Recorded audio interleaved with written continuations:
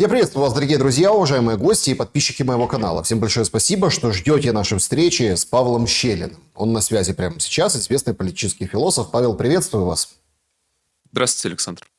Павел, на самом деле сейчас такие необыкновенные кульбиты в геополитике. Мы к ним перейдем немного позже и, конечно, обсудим там ультиматумы Путину. Макрон, Мерц, Стармер, как вот они, вот прям заявление как под копирку. Зеленского, который говорит: приезжай, я буду в Стамбуле, ну, обращаясь к Путину.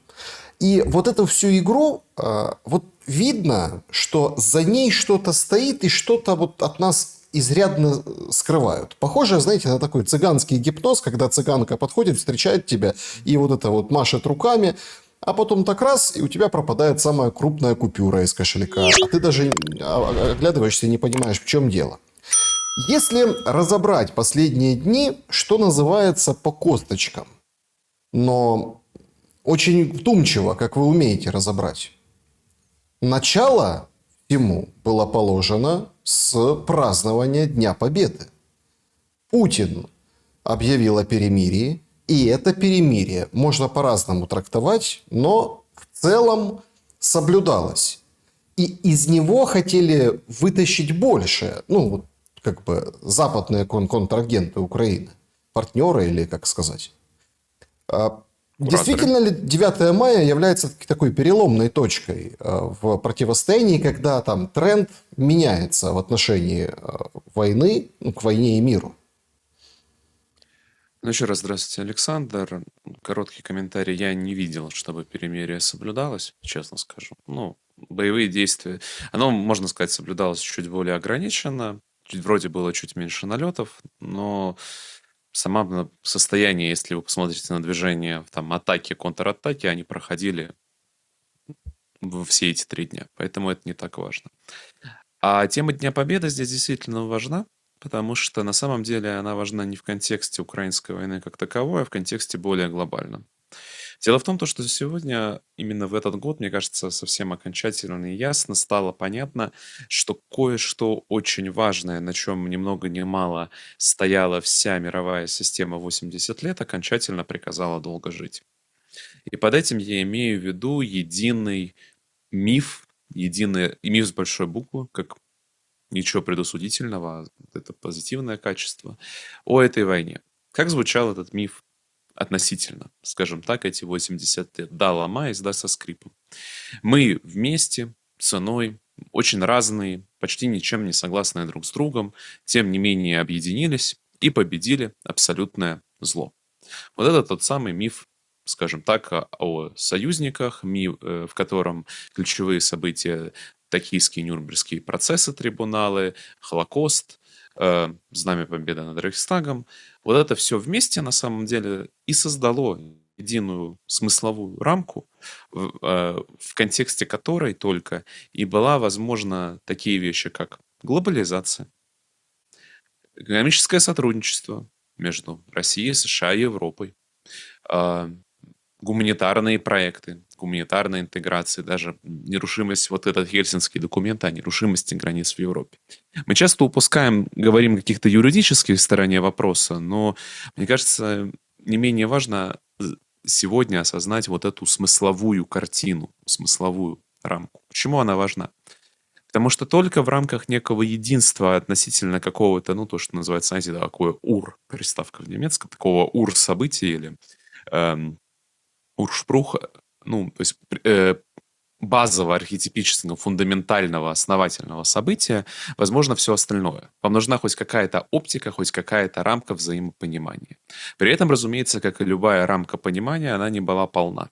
В ней были свои фигуры умолчания, свой отказ от задавания неудобных вопросов друг другу. То есть какие-то ну, то есть, очень многие темы не поднимались намеренно. Это абсолютно вопрос не исторический. Но очень важно подчеркнуть, что вся модель послевоенной глобализации, экономика, ну, еще раз подчеркну, экономика, трубы, политика, гуманитарное сотрудничество, образование, все висело на этом мифе. Так вот, что нам стало очевидно, что этого мифа больше нет. А, соответственно, и вся система отношений на этом мифе построена будет э, по естественным и необратимым причинам не то чтобы разобрана, скорее она сама рассыпется.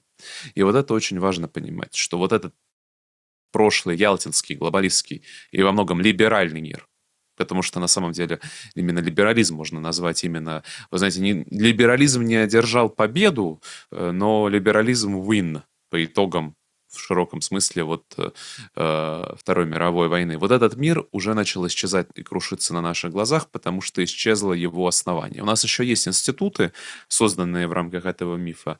ООН, европейские всякие там ПАСЕ, ОБСЕ, НАТО в том числе, кстати. Но содержание этих институтов уже потеряно. И у нас есть обломки из этого мифа, которые уже находятся в антагонистическом состоянии друг с другом. И мне кажется, для понимания хоть какой-то структуры за стоящими событиями, нужно немножко поговорить об этих самых мифах. Один это миф западный, такой более американский, если угодно.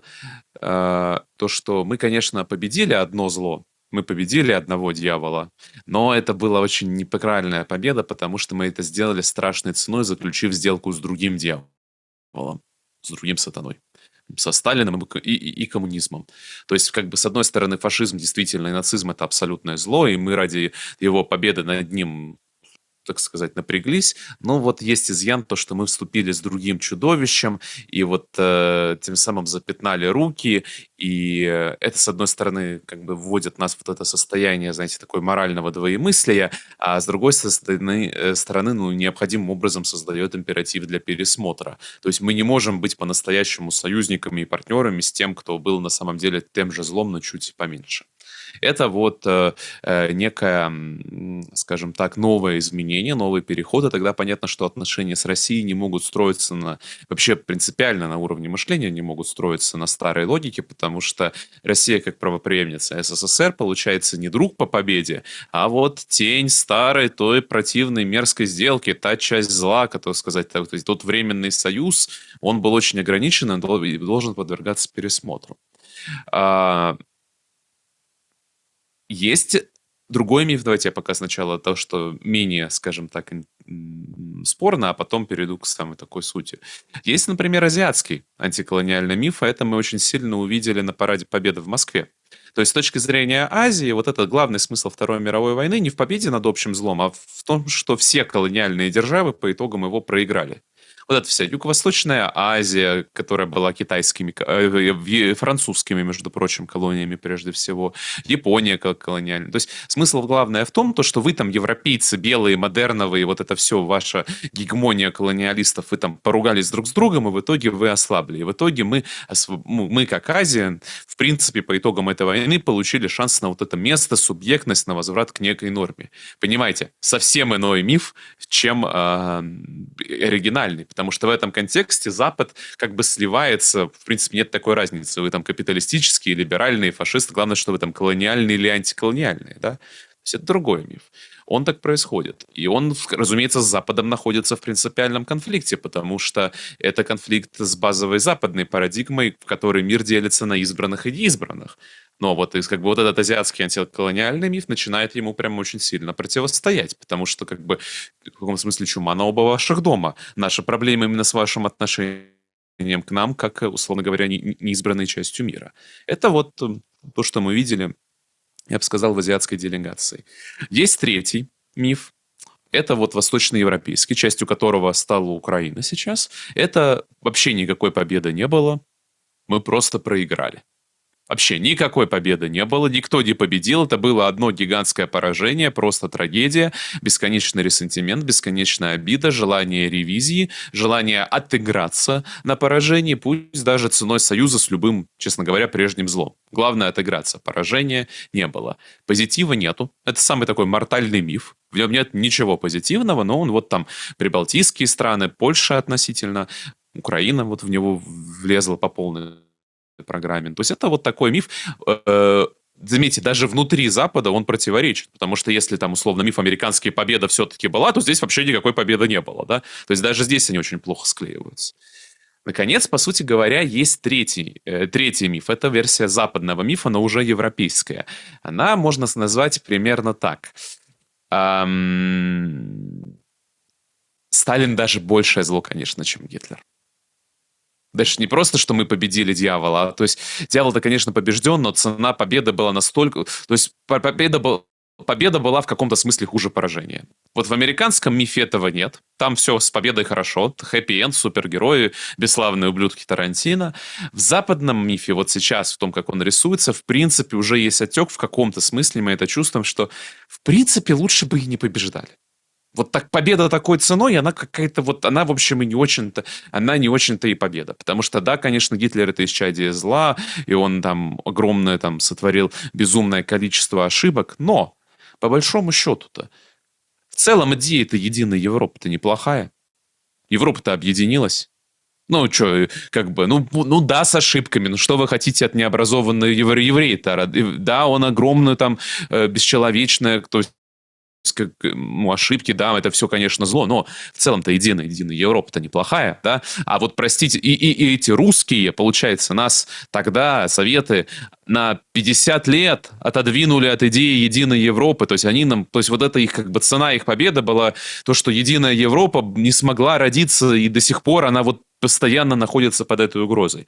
Понимаете, да? Еще один миф, который тоже не сочетается. Наконец тут рождается, я бы сказал, мы сейчас видим постепенный переход тоже внутри России от вот этого единого мифа к своей версии.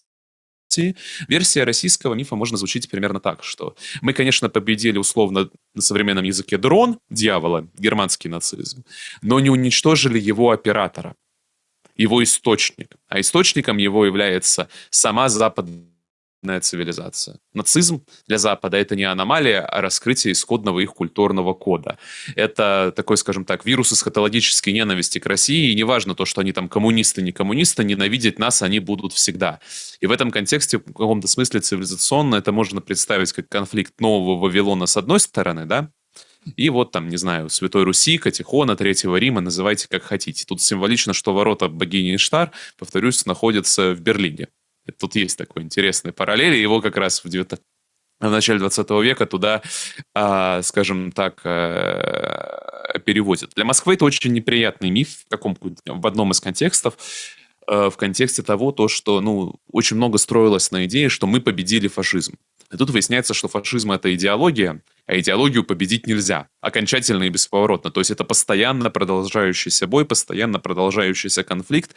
Можно сказать, что вот новый русский или московский миф, он тут отстает. Он очень все еще продолжает цепляться за вот тот оригинальный «Мы вместе победили». Но тут просто вот, скажем так, обстоятельства непреодолимой силы в виде вот этой энтропии, разрыва прошлого единого мифа сейчас уже на 5 частей, они вынуждают двигаться вот в этой цивилизационной логике новой революции, где нацизм признается не как исключение из западного культурного кода, а как одна из его стабильных форм, которая вот такая длинная на цивилизационном уровне. Но именно поэтому Опять-таки, заметьте. это называют и пропагандой.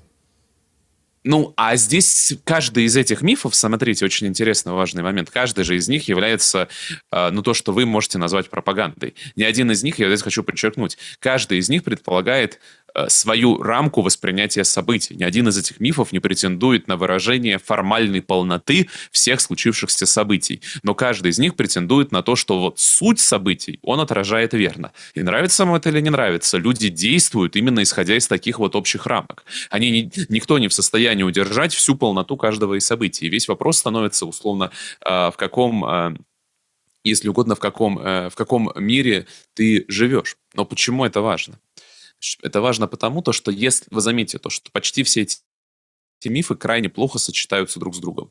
Есть пара комплементарных. Например, русский миф неплохо сочетается с азиатским антиколониальным. Но он нормально, никакого там противоречия нет. Восточноевропейский криво-косо, честно говоря, не страивается вообще как-то можно скрестить с западным, да, но уже с американским он склеивается гораздо хуже. То есть, что важно?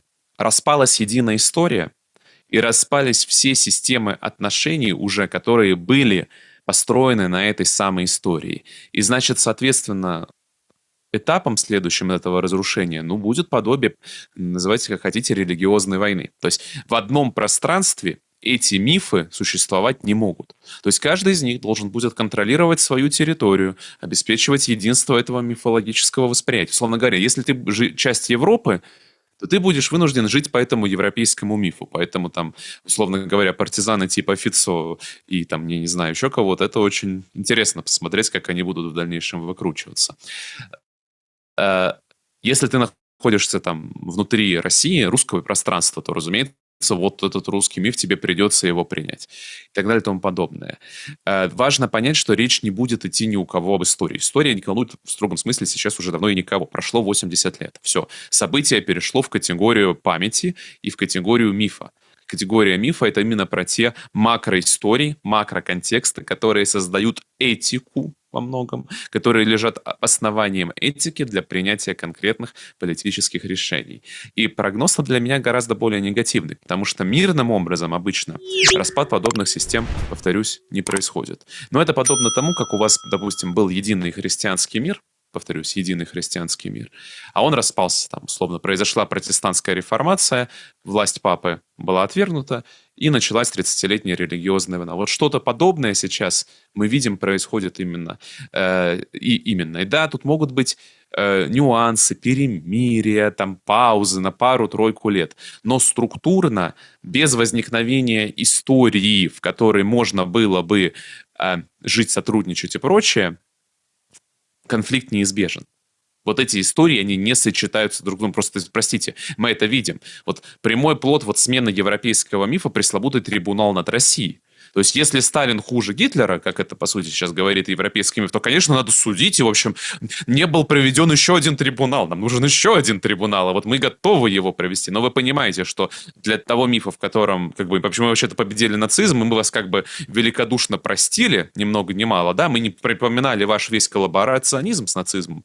А ведь это одна из была принципиальных фигур умолчания в предыдущей истории, что весь европейский коллаборационизм, он так вот как бы ушел. Всех собак повесили на немцев. Во всем были виноваты исключительно немцы. Никто не говорил о французских дивизиях СС, норвежских дивизиях СС, датских дивизиях СС и многих-многих-многих других собачек. Вообще тема коллаборационизма, она в принципе была намеренно не раскрыта. Очень интересно, если вы посмотрите на статистику военнопленных в Советском Союзе, да, там немцы составляют процентов 60-70, а все остальное европейцы. Ну вот, чтобы мы просто понимали, да, то есть это было выбрано представить это как, конечно, немецкое дело, но точно так же и абсолютно имея исторические факты, можете представить это как общеевропейское дело. Но тогда, простите, разумеется, какое право вы вообще хоть кого-то судить имеете? То есть вы вас простили, а вы еще остались неблагодарными и в ответ возродили ту же самую систему, говорит им другой миф, и вот вы видите, как не сочетается, и как здесь возникает война.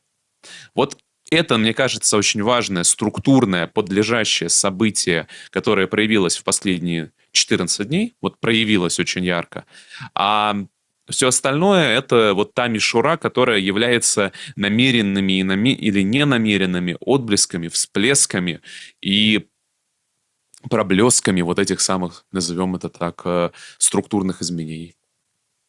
Павел, но если опять-таки возвращаться к речи Путина, он же там не упоминал Украину, ну прямо, да, но опять-таки об общей победе с союзниками сказал и подчеркнул. Как бы многие считали это, что это вот отсылка к новому празднику в Соединенных Штатах Америки, который учредил Трамп, День Победы 8 мая. Вот, смотрите, как мы победили. Вот это наша победа во Второй мировой войне. Но это ничего, что там еще там, ну, с полгодика, несколько месяцев до победы во Второй мировой войны. В принципе, было. Но это ничего страшного. Главное, вот 8 мая Америка победила. И вроде как Путин не против, да, вот такого. Путин очень против. Нет, не надо. Вот здесь как раз огромная абсолютно несочетаемость. Нет, давайте прямо заметим. Скажем так, я прямо скажу, здесь нету этого события. Я не вижу там этого соединения. Нет, это как раз просто пока есть возможность на этом внимание не акцентировать, благо континенты позволяют. Но, конечно, эти два мифа не сочетаются. Россия не будет никогда согласна с формулировкой, что США победили во Второй мировой войне, а мы там немножко рядом постояли. Нет, это абсолютно не тот миф, который тоже может быть соединен в таком виде. Вот это абсолютная правда. Насчет выступления Путина о параде, здесь опять огромное поле спекуляции. Для меня было важно, условно повторюсь, действия реально не прекращались. Коробка с ветеранами, ну, с героями, условно говоря, или солдатами своего, называйте, в зависимости от того мифа, к которому вы принадлежите, прошла торжественным маршем по параду, включая перед иностранными гостями, да, очень важный момент, да, то есть это никаким образом не скрыто, это было абсолютно ярко явлено и поставлено. И даже было выступление, что техника с парада поедет прямо на фронт, то есть тоже отсылки к таким событиям советского такого мифа.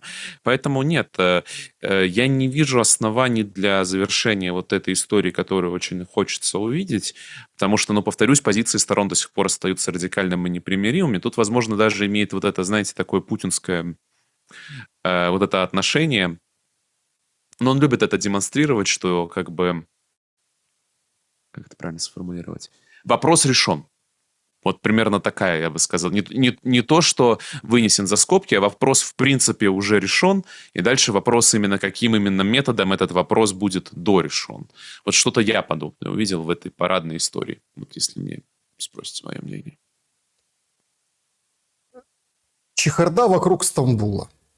Значит, ситуация неимоверная. В Киев приезжают лидеры 3 европейских государств.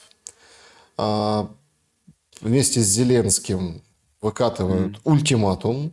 Ну, это фактически ультиматум Российской Федерации. Мол, с 12 мая перемирие. Или мы будем там жесткие санкции вводить. Мы вот сейчас как навалимся всей Европой. И все. Это очень смешно. Да. Ну, смотрите, то есть это было. Причем это все сопровождалось там поцелуем Макрона Зеленского. Вот эта история с этими салфетками бурлящими, которые вроде как развенчали, знаете, как это, ложечки нашлись, да, осадочек остался. Ну, потому что как-то вот... Белый осадочек. Ну, белый, наверное, белый, да, понимаете? И как-то все смотрят на эти фотографии, и видео смотрят, Ну, пересматривают. кстати, заметьте, они же не случайно появились, эти фотографии тоже. Это же не просто так. Вот это вот как раз не просто так. Это очень сильно дискредитирует, это очень сильно скажем так, это сильно дискредитирует вообще вот этот весь переговорный процесс. Давайте просто опять, я не могу... мы за сейчас такое время, эти недели, мы записываем эфир, возможно, там через 2-3 часа будут какие-то новости, которые люди опять будут обсуждать. Я попытаюсь поэтому отобразить не конкретику, а суть, которая стоит за всеми вот этими, скажем так, информационными Нет, ну я вспышками. просто закончу, что Путин потом Простите, да. ночное заявление Да. выдал, да, он отверг в субботу, ну или там в ночь с субботы на воскресенье эти все Ультиматум. ультиматумы по перемирию и пригласил четко 15 числа в Стамбул. Дальше наступает 12 число, обстрелы продолжаются, россияне продвигаются по территории Украины, уже там в сотнях метрах от Днепропетровской области и на других участках фронта. И война идет. Но у нас новая порция еще более там, мощного ультиматума. Зеленский говорит, я приеду, приезжай.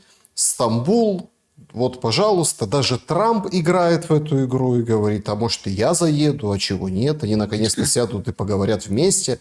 То есть и начинается вот эта вот чехарда, понимаете? То есть Начинается чехарда.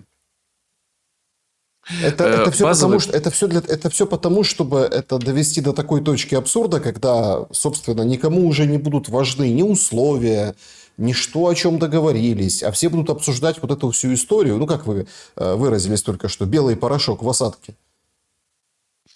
Я думаю, да. Я думаю, вообще это все про то, чтобы было очень много шума, было очень много действия, но в итоге-то будет по Евангелию, по Писанию, то, что говорят мир, а миру нет. Да, то есть, как бы, когда будут говорить мир и безопасность, тогда внезапно постигнет их пагуба. И беззаконие их будет подобно трещине в стене, обрушение которой начинается внезапно и в одно мгновение. Говоря по-простому, это наследие нашей, повторюсь, в целом лицемерной эпохи, в том числе сложившейся после Второй мировой войны. Здесь это надо отдать должное, в которой слово «война» является табуированным словом под запретом, и поэтому все вынуждены говорить о мире. Вот сейчас все стороны начали играть вот в эту риторическую игру. Вы же понимаете, кстати, мы с вами это говорим последние 9 месяцев. Все за мир. Вот кого не спросишь. Но дальше вот начинается нюанс. Один за справедливый мир, другой за мирные переговоры, третий за перемирие, четвертый за мирный ультиматум и так далее и тому подобное. Серьезно разбирать каждое из этих заявлений крайне сложно, честно скажу. Потому что они не имеют... Главное для меня их непереводимость. Вот, наверное, что я подчеркну. То есть каждое из этих заявлений, заметьте, ведется в своей логике без какого-либо диалога. Вот это, наверное, очень важно помянуть. Ну, то есть, посмотрите, как... То есть, слова произносятся, но диалога нет. Ну, то есть, условно говоря, европейцы и Зеленский живут в своем мире, вот в этом Россия живет в своем мире. Вот это, то есть даже логика, даже если слово... Ну, то есть Путин говорит, я объявил, я сделал. Вы там та-та-та-та. Он не обращает внимания, то есть нет до переговоров, то есть нету подтверждений, там согласиться. Ну, обычно в нормальной логике, перед тем, как объявить перемирие, ты должен хотя бы у другой стороны это узнать, да? То есть, ну, по-хорошему. Как это работает? Ну, у вас должна быть какая-то группа, как-то... Особенно, если вы хотите объявлять хоть какое-то такое большое перемирие, да? Стороны очень интересным образом перешли к ультимативным перемириям из разряда «мы объявляем перемирие, а вы как хотите». Но вот здесь, но оно так не работает, да? Вы понимаете, то, что в реальности ни одна такая как бы система работать не может. Работать она может только если ваша цель риторика, да, то есть риторическое оружие, чтобы потом между собой, внутренней своей аудитории, там, не знаю, потенциальной аудитории партнеров говорить «мы за мир, но вот это». То есть базовая формулировка, то есть, как тут, знаете, была хорошая фраза Толерана, если дипломат говорит «да», он говорит «может быть», если он говорит «может быть», это он говорит «нет», а если он говорит «нет», это не дипломат, и мозгов у него нет. Вот все перешли на самом деле в категорию отношений «может быть». То есть они все говорят «может быть». В строгом смысле же все говорят не «да», а «может быть». Вот ваш пример. Может быть, полечу, может быть, не полечу. Но опять, заметьте, ультимативно. То есть даже в этой истории. Там, условно, Россия сказала «мы будем». Типа, приезжайте, если хотите. Украинцы делают зеркальную, а мы тоже будем приезжать. Ну, это так дела не делаются. И речь идет о серьезной дипломатии, то такие переговоры так не делаются. Это пиар-шоу. Это напоминает, ну, вот эту, знаете, уж простите, украинизацию, когда, вот помните, приходи на стадион, вот эту историю с 19 года, типа, забей стрелку во дворе. Ну, дипломатия так не работает. Тогда что за этим происходит? Что-то да происходит. Вот короткий мой сейчас ответ вам, честно, не до конца сам не понимаю, что там происходит. Потому что структурных, я вот то, что вижу, структурных перемен каких-то к радикальному изменению ситуации нет. Я вижу, что Европа прекрасно готовится к войне и не скрывает. Смотрите, собрались проводить трибунал над Путиным. Ну, то есть, как бы сильно способствует миру, да? Прям очень. Прям Да, это гарантированно Львовский способствует. трибунал, который организовали на кладбище, да? Да, ну прям, чтобы надежно. Дальше говорят, будем поставлять оружие вообще, безо всяких разговоров, будем накачивать, проводить еще войска. Ведь от планов введения войск не отказываемся, сделаем, вот только прекратят стрелять, сразу все введем. Ну, прям надежный план, прям вот я чувствую, как мир тут приближается. Ну, с другой стороны, там американцы, которые как бы тоже заключают свои ресурсные сделки, говорят, мы бесплатно давать ничего не будем, но в принципе, если вы хотите купить у нас ракеты, тоже готовы продавать. Ну, то есть какое-то никакое финансовое обеспечение, идеологическое обеспечение, материальное обеспечение для продолжения войны с украинской стороны есть. Ну, внутри Украины говорят, сейчас запретим все. Вы, кстати, жертва этого запрета. Запретим, то есть введем цензуру, отменим Телеграм, и еще всех женщин и детей призовем тоже. Я прям чувствую, как мир приближается на фоне этих слов.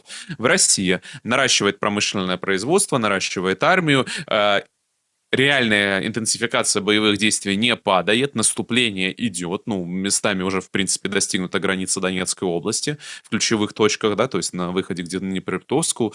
Последний месяц было почти рекордное поражение довольно больших целей в глубине, там, по-моему, 6 или 7 хаймерсов уничтожено, это, ну, большие цифры. Ну, то есть явно идет модернизация, демонстрируется полная уверенность с международным российским партнером, признано участие Северной Кореи, что, в принципе, позволяет высвободить огромные ресурсы. Почему это важно? Потому что, значит, можно северокорейскими войсками, в принципе, перекрыть всю границу от Брянска до Харькова примерно. А это, простите, большой фронт. И в строгом соответствии с международным правом. Если они находятся на российской территории, никаких противоречий с международным правом нет.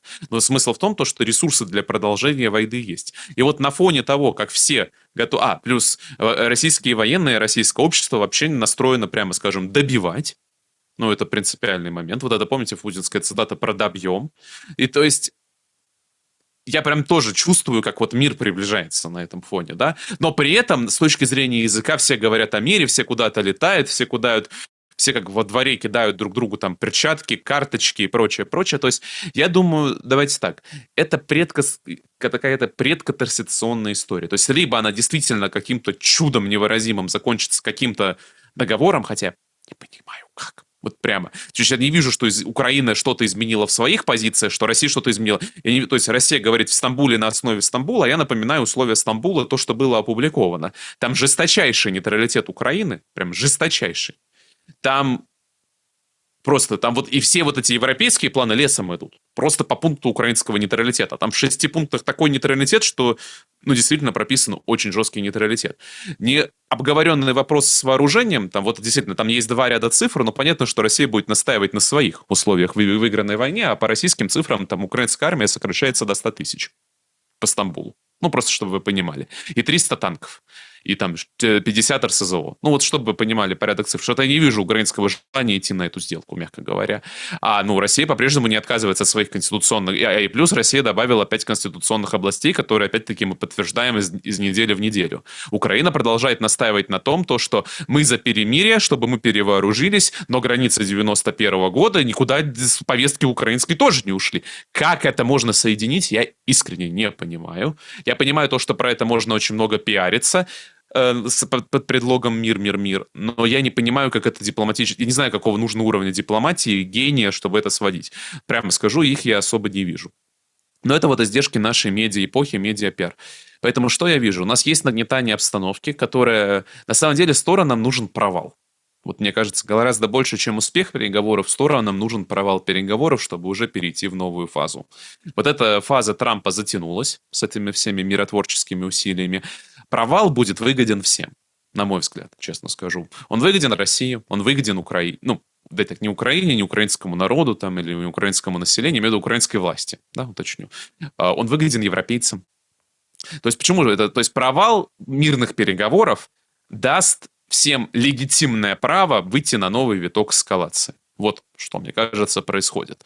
Но потому что вот так построен мир, опять-таки, вот не я его тут здесь организовывал, уж извините, виноваты должны быть контрагенты. Все пытаются простроить образ, что мы-то были за мир, а вот они против мира. Все против мира, и вот ату его, не торгуйте с ним, судите его, дайте мне денег. Вот примерно вот такую я вижу историю, которая разворачивается. Так, Но если посмотрим. мы, смотрите, если мы попробуем проанализировать, в принципе, это тут тяжело с вами не согласиться, потому что, знаете, вот действительно шума много, и все за Стамбул. Я даже не удивлюсь, если этот провал организуют, когда и Путин, что удивительно по состоянию на момент нашего с вами разговора, прибудет в Стамбул к Зеленскому, да? И там и Трамп туда А приедет. что, уже? А что, Путин Нет, уже решил Путин приезжать? не согласился. Окей. Нет, я просто моделирую Окей. ситуацию. То есть, Я уже, на даже всякий если, случай. даже если они все трое туда приедут, да, и плюс еще Европа говорит, мы тоже хотим быть представлены. Вот они все приедут. Европа, коалиция желающих, там, США, Украина, Россия, все первые лица приедут, и там все равно им такое ощущение складывается, что нужен этот провал. Потому что тут возникает другой момент. Главный. Почему тогда, раз многие, и я просто помню эту аналитику, она относительно свежая, да, в разных эфирах разные эксперты говорят, что будут как бы прогибать Украину. Почему этот сценарий не выбран? Ну, там, чтобы Украина отказалась, или Украина там уступила, но юридически не уступила, но де-факто уступила. Вот эти все планы о том, что мы Крым признаем. Мы – это не вы, Украина, это мы, американцы, поэтому вы не переживайте. Ну, это попытки. Ну, это для России это слишком мало. Ну, потому что вот пытались, может быть, искренне пытались найти какое-то вот решение, но, опять, позиции сторон несочетаемые. Для России-то Крым-то не актуален. Ну уж простите, прямо скажем. Для России актуальны 5 регионов. Просто по одной простой причине, понимаете? России, вот если упрощать, просто логика России, прямо скажу. России не нужен замороженный конфликт. Вот что ей точно не нужно. В принципе, страшную вещь скажу, хотя я сам тут не то чтобы себе противоречу. Мне немыслимо, как это можно сделать. Но если бы минимальное реальное предложение, которое было бы устроило Россию, как мне кажется, это вот ну, все требования Стамбула в плане нейтралитета, повторюсь, это принципиальный камень. Вот здесь это точно Россия ни на какие уступки не пойдет. И, да, признание линии фронта как конституционной границы. Вот на это Россия согласиться бы могла. Но это сильно больше, чем просто Крым.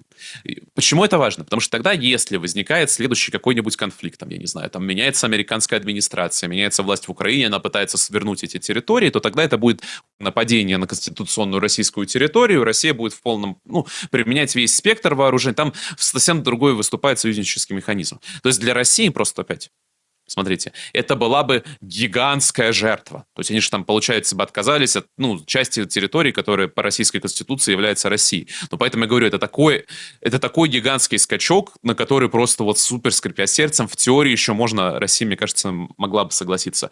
Но для Украины это вообще немыслимо. Понимаете? Украина им Крым-то признавать не собирается. А тут речь идет о том, чтобы признать там почти 20% территории отошедшей, да еще нейтралитет вписать, которую как бы... Видите, Украина же ничего не говорит про нейтралитет. Вообще ничего не говорит про нейтралитет. А это принципиальное требование. На чем договаривать? То есть, как я понимаю, у нас вполне возможны переговоры, когда стороны приедут так... Давайте вы капитулируете. Нет, давайте вы капитулируете. Нет, давайте вот... Мы все за мир, поэтому капитулируйте, пожалуйста. И вот это произойдет... Тут потенциально можно, конечно, добавить вот неповторимые школы криворожской дипломатии, которые мы видели в овальном офисе. Прям хорошо, да? То есть... И вот тогда прям идеальный провал. Все будут рассказывать, как все были за мир, а оно вот такие нехорошие люди не получились. Хорошо. Почему, еще раз повторюсь, провал даст удобен, сейчас договорю. То есть, короткий ваш ответ, почему не получается прогнуть Украину? Я не знаю, не получается. Короткий ответ, вот то, что я называю негативная украинская суверенность, она работает. Она создать ничего не может, а сорвать может все, что угодно. Трамп не может приказать Зеленскому ничего сделать. Он может на него давить. Вот Зеленский вынужден адаптироваться, поэтому он теперь...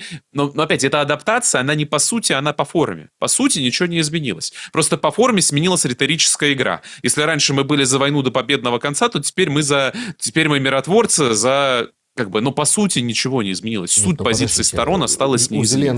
У Зеленского с Путиным не о чем говорить. Вообще никакого перемирия, потому что Россия перевооружится, и тогда нас всю захватит. Да. А теперь Путин я жду в Стамбуле. В четверг. Приезжай. Да, это вы абсолютно правы, но для меня, я повторюсь, это по форме. По сути, то есть я жду устроить тебе скандал, давай капитулируй, собака, что ты не хочешь капитулировать. Это, если что, реконструирую речь. Там же нет, простите, когда ты вызываешь лидера, простите меня, четвертой экономики мира, возможно, одной из крупнейшего ядерного арсенала, ты не вызываешь ее хамя в Твиттере. Есть, простите, дипломатические протоколы. Особенно Путин. Путин не Трамп. Если вы заметите, Путин вообще никогда не ездит ни на какие встречи, кроме как, если они там либо официальный правильный визит, либо там действительно подписание детально проработанного соглашения, классический дипломатический. Условно, Путин на стрелки не приезжает. То есть они до сих пор с Трампом не встретились. Заметьте. Там, при том, что там Витков в Москву чуть ли уже постояльцем отеля стал, а Дмитриев в Вашингтоне. То есть высочайшего уровня переговорщики 100 дней мотаются туда-сюда, а встречи Путина с Трампом до сих пор не было. Это я просто к тому, что насколько высоки требования у Путина, к любой личной встрече на таком высоком государственном уровне. И тут ему так, давай, завтра приезжай. Надежный план. Просто к тому, что план очень надежный, он прям гарантирует взаимопонимание, уважение, успех. То есть поэтому я и говорю, это формальные изменения, которые не отражают сути вопроса. Вот, собственно, о чем мой тезис.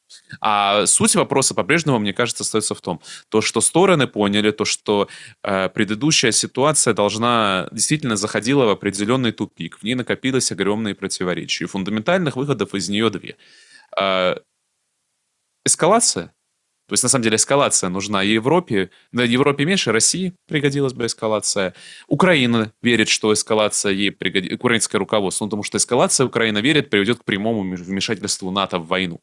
А это, на самом деле, главная цель украинского руководства, чтобы в войне на территории Украины наконец-то прямым образом приняли участие европейские армии, европейские силы, европейская авиация. Об этом, собственно, говорит Украина последние 2 года. И тогда вот этот срыв переговоров служит хорошей легитимацией. Провал переговоров нужно Трампу лично, чтобы сказать, я искренне все попытался, но это у него паттерн, я все сделал, в итоге я победил во всех переговорах, но, да, а если смотреть на Мяхотху, то там не победил, как бы, мягко говоря, нигде особо сильно не победил, ни с Китаем в торговой сделке, ни с хуситами, это уж вообще, простите, такая история с этими хуситами. Сам объявил войну, сам заключил мир и сам объявил себя победителем. Это прям идеальная история. Хуситы не заметили, что называется. Сбили там еще десяток этих беспилотников дорогущих и маневрами заставили 2 самолета упасть с авианосца. Это, конечно, вообще поразительная история. Хуситы, наверное, главные звезды мировой политики последних 2 лет. Я все к чему? Я к тому, то, что история получается, вот мне кажется, вот очень осторожно. Гипотеза подноготная моя именно такая. А структурная причина — это то, с чего я начинал. Нету общей истории, нет общей рамки, ради чего мы все тут будем договариваться. Вот скажите, если мы друг друга считаем исчадиями зла, между которыми вообще нет ничего общего, там одни Гаагу собирают, другие против неонацизма борются, третьи победители во всем по жизни, как вы тут мир-то заключать собрались? Вообще, хоть как-то, да? Александр, прямо скажу, я, может, немножко сейчас слишком эмоционален, что мне не свойственно, но вы-то мне, может быть, там, возразите, скажите, как, на какой базе, на каком фундаменте эти стороны вообще могут договориться? Деньги. Деньги, Павел. Вот выходит Трамп. Деньги. Вот нет, смотрите. Давайте попробуем. Давайте попробуем. Хорошо. Выходит Аргумент. Трамп и говорит, значит, торговать с ЕС более противно, чем с Китаем. До этого предшествовали переговоры с Китаем в Женеве. Стороны договорились на 90 дней попробовать все понизить, вот эти драконовские пошлины. Рынки пошли вверх, все немножко отошли от этого шока. И закрутилось. Это просто как пример. Да? То есть это ЕС. Я напомню, что ЕС это те же люди. Тот же Мерц, тот же Макрон. Это все те же самые люди. Да, британцы выскочили, и кто как выскочили. Мы сделали историческую сделку, но это фактически те же пошлины, которые ввел Трамп против Британии. Там ничего не изменилось. Там малюсенькое изменение по автопромышленности. Но опять там много шума, в мякотке там ничего. Поэтому, извините, это отдельно. То есть, понимаете, это очень современная история. Пиар есть, действий нет. То есть я говорю, нет, пиар-то может быть. Все вот так вот и выглядит. Да? То есть деньги. Американцам интересна Смотрите. Россия, интересная ископаемые, потому что долги у Америки сумасшедшие, их надо чем-то закрыть. И вот они этими сделками будут закрывать. А сделки работают, когда мир, когда не стреляют. Ага. Вот такой аргумент. Это прекрасно. Аргумент прекрасный, вот очень с точки зрения Америки-то может быть да, но я вам назвал 5 других нарративов, в которых эти вопросы смотрятся, мягко говоря, совсем по-другому, да. То есть я все понимаю, но Зеленскому, простите, вообще не улыбается ради сокращения американского госдолга подписывать себе смертный приговор по подписанию 20%, условно говоря, территории. А Россия всегда может сказать штатам, знаете, что мы, конечно, очень хотим с вами лично торговать, только давайте Украину за скобки вынесем. Более того, давайте прямо говорить, это отдельное событие. И ряд аналитиков, которых я читаю, которым я доверяю, все-таки говорят о том, что на горизонте 3-4 месяцев, 3 месяцев до полугода, вполне возможно, нас ждет очень большой финансовый бадабумс. Такой бенц. И тогда весь вопрос про деньги отпадает сам собой. Да, то есть эта вся логика денег, она хорошо работает на экономическом подъеме, там, не знаю, на эпохе роста. А сейчас все, мне кажется, готовятся к какому-то шторму, который грянет. А в эпоху шторма деньги уходят не на второй план, а на третий план. А на второй план выходит оружие, а на первый план выходят смыслы. А вот смыслового единства тут нет никакого. Более того, смотрите, 3 года прошло. Это очень важный момент. Но вот Европа сейчас опять Россию пугают санкциями. Серьезно, да? 3 года прошло. Опять. Вот, серьезно, да? Что Трамп может Россию спугать? Страшные санкции? Опять не работает. Россия, в принципе, да, все бы хотели, чтобы было лучше. Но, честно говоря, никто не готов предложить такого количества денег, чтобы оно было интересно по-настоящему. То есть, условно говоря, ни у кого нет таких денег. Прямой ответ: таких денег нет ни у кого. То есть, условно говоря, США не может сказать России: я тебе дам, дословно, тебе 10 триллионов, Украине 2 триллиона, и вы договариваетесь, а я получаю с этого 20 триллионов. Каким-то образом, там, процентами. Нет таких сделок. Простите, никто не в состоянии таких сделок сегодня предлагать. А вот эти все маленькие сделки, они получаются как в том торговом соглашении, которое вы упомянули с Британией. Пиару много, все такие довольные, пожали руки, открываешь документ, там, ничего там нет в строгом смысле. Вот с Китаем то же самое, сейчас было соглашение. В строгом смысле ничего особого там. Договорились договариваться что-то как-то. Вот эти все гигантские там минимальные усилия. Как, помните, 12 стульев. Скажите, пожалуйста, 100 рублей не спасут отца российской демократии? Торг в таких вопросах неуместен. Вот те деньги, которые сейчас есть у Америки, у Трампа, да вообще в мире, не спасают отца вот этой мирной дипломатии. Я бы так это сформулировал. Хорошо. Тогда, если все работают на срыв, ну, предположим, гипотетически, да, то что мы увидим в момент этого срыва? Мы Потому увидим что- игру за то, кто будет крайним. То есть, я думаю, главный сейчас спор идет о том, кто назначит крайним. И здесь у меня ответ. Все уже знают, кто кого назначит крайним. Как раз то, с чего у каждого мифа будет свой крайний. У Трампа крайними будут все, кроме Трампа. Нормальная история. У России это крайним будет Зеленский, у Европы крайним будет Путин, у Зеленского тоже крайним будет Путин. Всех все устроит. У азиатской части крайними будут вообще все. Давайте тут немножко поделаем дела. У нас вообще Индия с Пакистаном чуть войну не развязали гигантскую, да? То есть там это вообще ваша там какая-то периферийная история, в которой вы там что-то устраиваете. Вот я думаю, так оно и будет. Я думаю, то, что по итогам мы уже знаем, кто кого назначит виноватым. Вот серьезно. Ну что, кого-то удивит, кто кого будет назначать виноватым? Да все уже знают, кто виноват. Мы Нет, уже я это имею в видим. виду практические вещи.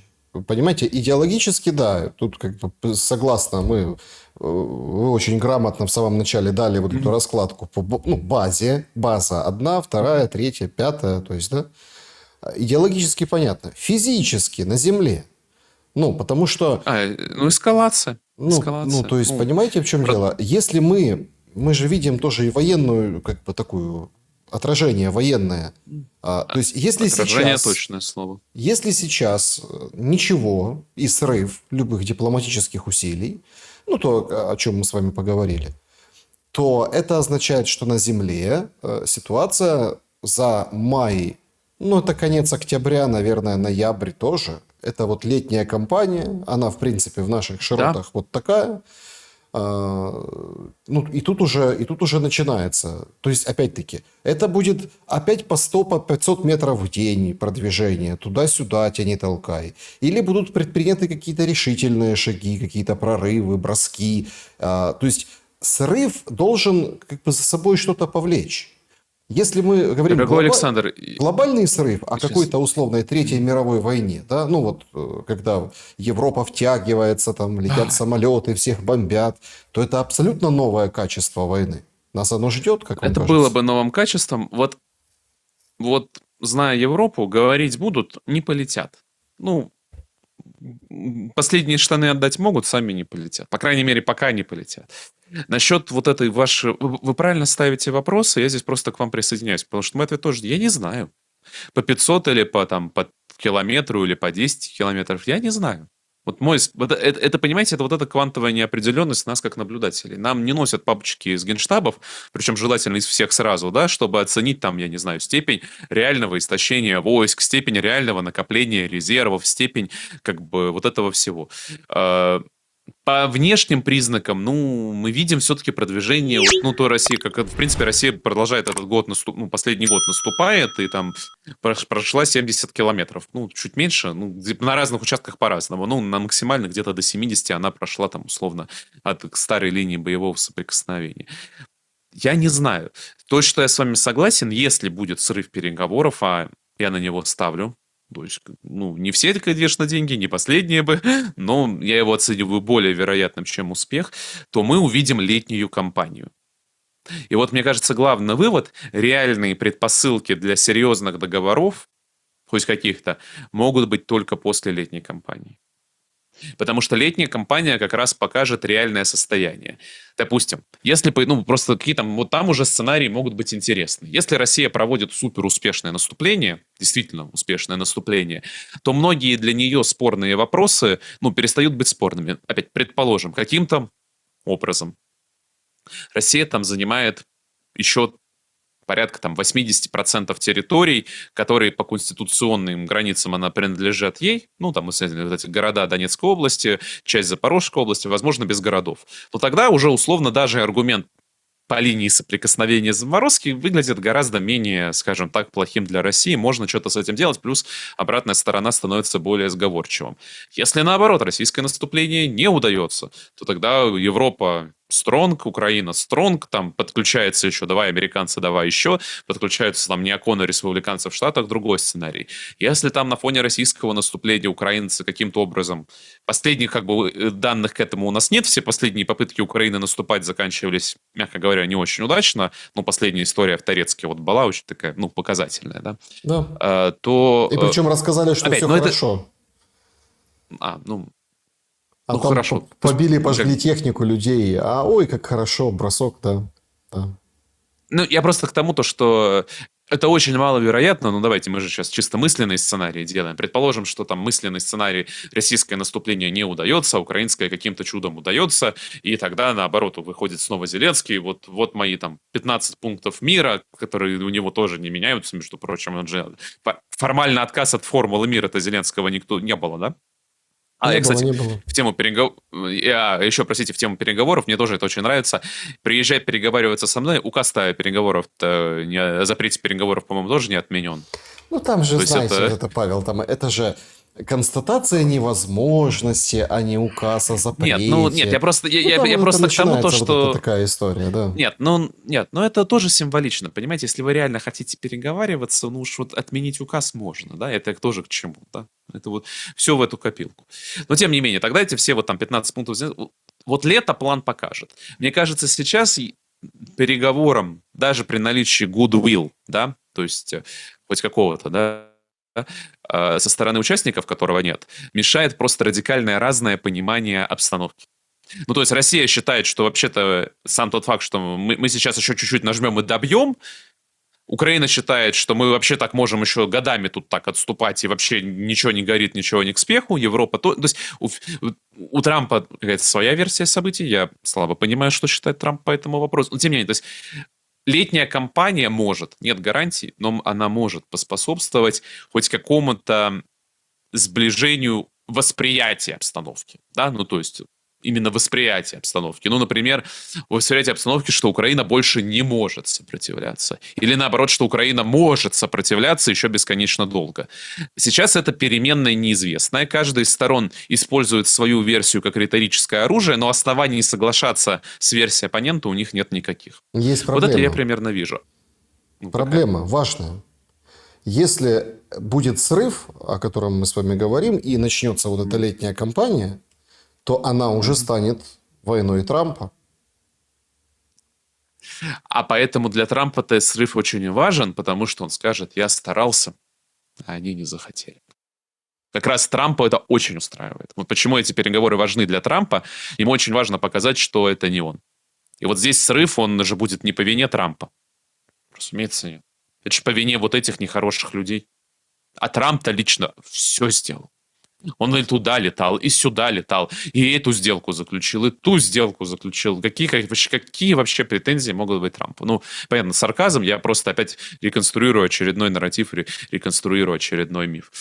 Тут есть реальная переменная. Я знаю, ряд ваших экспертов считают, что Трамп может Зеленского заставить делать все, что угодно. Я пока не видел оснований, повторюсь, под это. Ну, опять, события покажут. Тут может быть как бы, какие угодно, знаете ли, изменения, но пока, повторюсь, моя оценка остается. Ну вот, извините, буквально тоже с утра сегодня приходила новость, конечно, если, ну, повторюсь, очень для меня характерная была цитата про эти несчастные истории. Если Россия не прекратит огонь до 12 часов сегодня, мы введем санкции.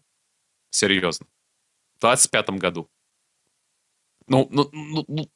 Но это настолько несерьезно, что действительно заставляет искать некое двойное дно. То есть давайте так, я выражу сейчас очень большое сочувствие нашим зрителям, которые все это будут смотреть и наблюдать, потому что, конечно, вся эта история очень сильно и очень больно разгоняет и убивает нервы нашей публики. Да? То есть это принципиальный достаточно момент. Потому что, ну, честно говоря, в таких условиях это практически невозможно, ну, на мой взгляд, практически невозможно сохранить трезво. Вот эти все интриги, там, ночные обращения одного, твиттеры другого. То есть это очень сильно ломает нервы нашим зрителям. Поэтому я бы вот, как общее направление, предпочел бы сохранять холодную голову, смотреть не сколько на заявления, сколько на суть событий, да, на то, что происходит в их глубине, и пытаться смотреть за вот этими подноготными, то есть на какие-то фундаментальные факторы. А так, будем наблюдать. Мы с вами все в первом ряду находимся, поэтому увидим. У меня финальный вопрос нашей сегодняшней встречи. Давай. Вот такой достаточно, ну, время такое сумбурное. И действительно, вы правы, там через 2 часа может прийти там новость о согласии Путина. Или там... есть же люди, которые вот они считывают вот эту аналитику. Ну, вот как вы считываете, что это в общем, срыв. Всем нужен срыв. И поэтому вот это сейчас это все цыганский гипноз, вот эти все как бы зубодробильные в нервном отношении вот эти все вещи происходят, медийные. А есть наоборот, люди вот считывают, что обо всем уже просто договорились, а это все просто сохраняют лицо. Да? Что обо всем уже договорено, уже все на все согласны. А просто вот они сейчас выставляют это все в таком свете, чтобы подать своим аудиториям. Есть такая версия. Но у меня вопрос очень важный. Он про украинцев. Павел, в эти лихие времена мне почему-то вспоминается батька Махно. Но почему он мне вспоминается? Не потому, что мы много раз касались этой темы. Там, понятно, там атаманы, там что-то. Меня интересует момент, если можете ли вы его там обозначить, именно с точки зрения политической философии, понятное дело, момент, когда может появиться батька Махно. Причем не в прямой аналогии, что он там повоевал, потом перешел там за красных, потом, в общем, его как бы и все, да. Но легенда о нем живет, и как бы его имя, оно живет в истории. А условно успешный батька Махно. Потому что в Украине, кроме вот этого террора ТЦК, там, закручивания этих гаек, вы упоминали, там, ТикТок, все запретить, там, Телеграм, все это враги. То есть это же тоже это вдуматься. У нас депутат говорит, Телеграм убивает украинское государство и нацию. А я вот сижу и думаю, слушайте, а что это за нация такая, которая может Телеграм убить? То есть это вообще получается, он взял-то плюнул в это понятие нация. Ну это так, эмоции. Есть ли какие-то маячки о времени появления, чтобы этот некто, да, стал лучшей версией батьки Махно? Как вам видится на этом современном историческом разрезе? Ну, батька Махно по своей природе не может быть вот государственником, да, то есть государство батька Махно по определению построить не может. Ну, анархист не строит государство, да, поэтому, когда вы говорите лучше, я думаю, вы подразумеваете там более мирное, спокойное, устойчивое, как это, мирное житие, вот это не про батьку Махно в принципе. Ну, это просто приходится констатировать. Но вот их появление, вот этой атаманщины, да, скажем так, фаза атаманщины, структурно мы ее прогнозировать можем. Фаза атаманщины начнется тогда, когда рухнет надежда на перемогу. Прямо скажем. Уже, Потому по-моему, что рухнуло, пока... да? Ну, так видится. Ну, вот понимаете, ну, давайте так. На перемогу как бы да, а на недомогу в принципе нет. Ну, потому что условно до сих пор еще многие верят, что сейчас Трамп прогнет Кремль, и мы, ну, не все, может, но быть Крым, может быть, мы не вернем, но еще что-то мы вернем. Ну, то есть вот на такие условия есть. В принципе, в обществе нет ощущения катастрофичности. Это вот принципиальный момент. То есть есть ощущение... Ну, вот помните, это подобно тому, как было АТО. Да, вот. А то же было там, но вот оно как-то там было, оно как-то там шло, но вот оно там постреливает. Ну да, там плохо, ну там это, но ощущения какой катастрофичности нет. Вот война сейчас в Украине во многом действительно... То есть да, при этом ощущение того, что вот прям вернуть эти территории Украина не то чтобы сильно может. Ну, было так, ну вот примерно так. Вот сейчас, мне кажется, примерно та же фаза. То есть как бы... но и при этом то, что эти территории как-то на Украину повлиять, тоже упаси. То есть вот это разрыв. Вот сейчас стадия пока примерно такая. То, что оно где-то там происходит. Может быть, оно еще как-то фишка нормально ляжет. Никакой особой катастрофы нет. Вот на самом деле примерное состояние среднего украинского обывателя в принципе, это показывают соцопросы, ну, поэтому... при этом надо понимать, это дает очень хороший контекст украинской власти, да, вот все те меры, которые применяются по зачистке информационного пространства, по созданию личного, скажем так, ну, вот этого шляхтицкого ополчения в виде ТЦК, ну, то есть вот это, которое придано лично Зеленскому, потому что если он проигрывает, то и первым вешать будут их. Ну, простите, если за грубое слово, но это вот история, как бы все понимают. То есть уже у нас есть эти кейсы подрывов, бросков в гранат, они понимают, что если это прекращается, это идет резко вверх. Так вот, время атаманов наступит, когда вот этот рухнет миф об устойчивости. Когда, не знаю, опять, здесь очень, знаете, иногда полезно пересматривать советскую классику «Свадьба в Малиновке», да? Как это? Ходят слухи, что у пана атаману нема золотого сабасу, и хлопцы начали разбегаться. Вот пока еще Европа создает образ, что пан какой-никакой золотой запас есть. Более того, именно этот пан атаман пока что является гарантом, что этот золотой запас будет продолжать к нам поступать. Потому что договоренности там, они же личные, по большому счету. Поэтому вот оно пока так. Но вот давайте так, все, что вы описываете, это вот этот катарсис. Да? Катарсис может выглядеть в нескольких мы с вами его описывали. Это может быть обвал, какой-то локальный прорыв фронта, падение крупного города. Ну, кстати, падение крупного города очень хороший какой-нибудь катарсисационный, причем относительно быстрое. Да? Не вот это медленное, а там, не знаю, за 3 недели падает. Опять, это абстрактный образ, я не военный эксперт, я вам сценарий говорю. Харьков. Вот это будет катарсис. Вот это прям катарсис такой, который вот и вот тут атаманы там забегают по полной программе под криками или Сумы. «Ганьба». Или Сумы. Или Потому что ну, там... конкретный город еще ближе. Ну, что-то значимое, да, то есть потому что, условно, хотя с военной точки зрения падение Селидова, Великой Новоселки и Куратова имеет очень большое значение, украинскому общественному сознанию, честно говоря, глубоко до лампочки. Как бы там упало, не упало, оно не зажигается. Не приводит к этому катарсису. Либо другой катарсисационный момент, ну, скажем так. Если Россия откажется от тех политик самоограничения, которые она на себя взяла в адрес украинской элиты. Ну, я понимаю, о чем, да? То есть, как бы, военные-то возможности есть, они никуда не девались. Это вопрос был добровольного. Это может стать катарсисом. Наконец, катарсисом может стать шухер у пана атамана главного на Западе. То есть, если у пана атамана главного гроши кончатся, то тогда он нам точно грошей не даст. Тоже катарсис. Вот события подобного характера могут стать запуском для панов-атаманов. Вот так я это вижу. Но если ничего... вот важно сейчас. А если ничего этого не произойдет, то вот эта система внутренней... как это сказать там? Ну, диктатура — это тоже испорченное слово.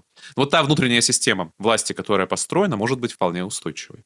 Без катарсиса она вполне может быть довольно устойчивой. Это надо тоже понимать. Такой сценарий тоже есть. Что если, в принципе... То есть, когда украинцы хотят заморозки, тоже важный момент, надо же понимать.